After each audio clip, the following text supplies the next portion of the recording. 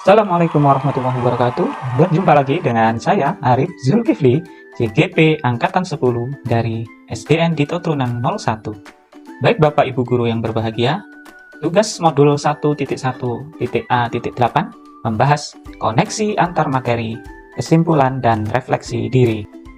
Intisari filosofis Ki Hajar Dewantara atau kesimpulannya adalah bahwa mengajar berbeda dengan mendidik. Mendidik itu menuntun seperti petani menanam padi dengan kasih sayang. Bapak Ibu, kita ketahui bersama bahwa para petani di sawah di seberang sana, kalau sedang merawat tanamannya pasti dengan kasih sayang. Disirami, dipupuk, diusir dari hamanya, kemudian terus dijaga sampai tanaman tersebut panen. Padi tetaplah menjadi padi, bukan menjadi jagung. Tidak juga menjadi ketela, tidak pula menjadi kentang. Padi tetaplah menjadi padi, seperti anak-anak kita. Peserta didik seperti tanaman padi yang harus kita rawat dengan kasih sayang, yang harus kita siram dengan ilmu, yang harus kita pupuk dengan kasih sayang. Maka ketika mereka sudah dewasa, kata Ki Hajar Dewantara, akan tetap menjadi padi yang berisi. Bapak Ibu yang berbahagia, dalam mendidik ada 3 prinsip yang diutarakan oleh Ki Hajar Dewantara. Yang pertama, ing ngarsa sung tulodo, yaitu ketika ada di depan, kita menjadi teladan. Ing madya mangun karso, di tengah-tengah kita memberikan semangat dan membersamai peserta didik, dan tuturi handayani, apabila kita ada di belakang memberikan dorongan moral dan motivasi.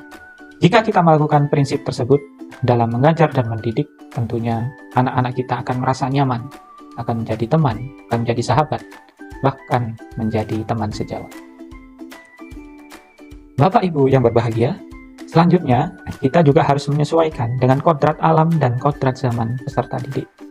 Tentunya kodrat alam dan zaman kita berbeda jauh dengan peserta didik.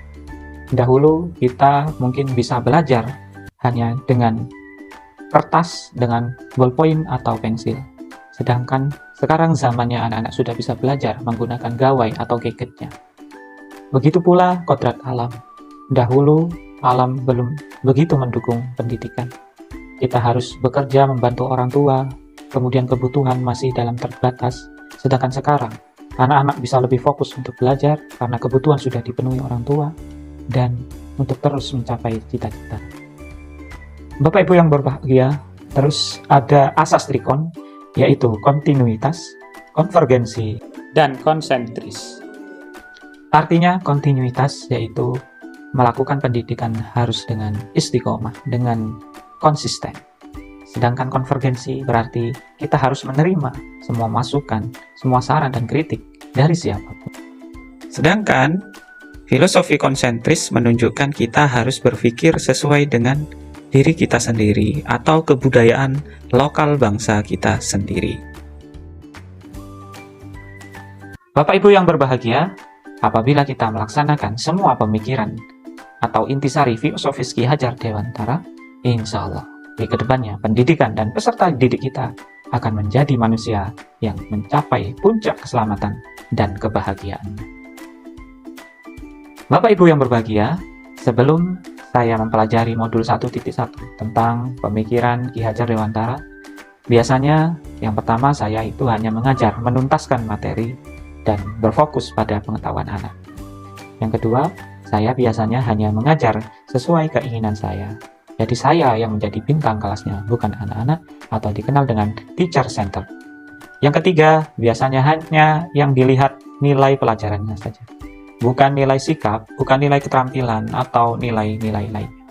Akan tetapi, setelah mempelajari modul 1.1 tentang pemikiran Ki Hajar Dewantara, maka saya sudah mulai berubah sedikit demi sedikit.